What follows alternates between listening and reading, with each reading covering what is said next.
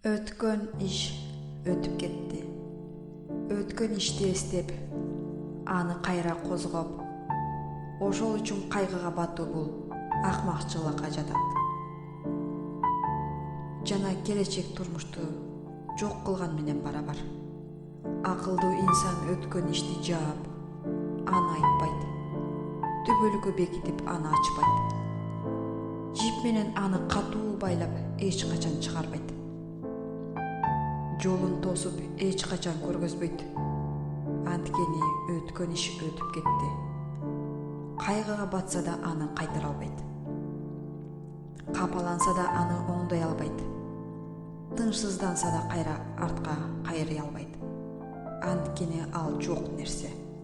Өтүп кеткен кайгы капанын астында жашаба. Мурунку коркунучту эстебей, өз жаныңды куткар.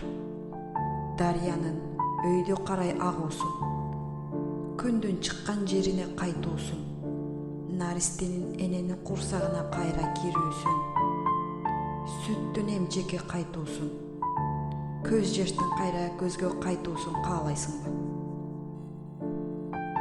Өткөн ишти кайра козгогондугуң ал жөнүндө сарсаана болуп, күйүп жангандыгың, ал эшиктин астанасына жыгылгандыгың, өзүңдү өзүң азап кайгыга, коркунучка салганың. Өткөн иштин барактарын ачуу келечекти жок кылат. Алдыга болгон аракетти да бузуп салат. Учурдагы аракетти да кыйратып салат. Аллах Таала Куранда мурунку коомдун эмне кылгандыгы тууралуу эскерип, анан мындай деди: ал элдер не бак өтүп кетти. Өткөн иш болуп бүттү. Анткени ал өлүк сыяктуу. Анын дөңгөлөгүн кайра айлантуунун кажети жок. Өткөн ишти кайра артка кайтаргандык, тегирменден тартылып чыккан унду кайрадан тартуу сыяктуу. Себеби ал тартылган ун араланган тактайды кайрадан аралоо.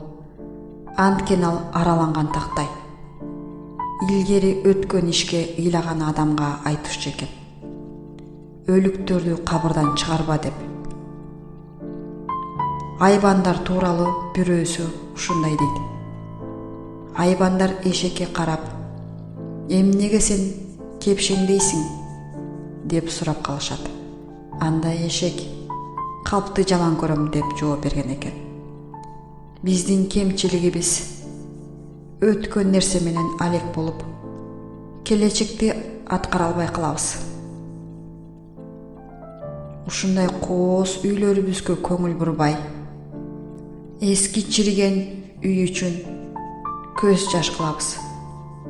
Бүткүл адамзатты топтолуп, өткөндү кайтарам десе да кайтара албайт. Анткени ал нерсе мүмкүн эмес. Чындыгында инсандар алдын карашпайт, алдыга кайрылышпайт.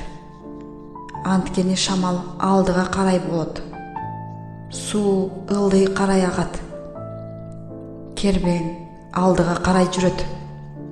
Ошондуктан сен да табияттын мыйзамын бузба.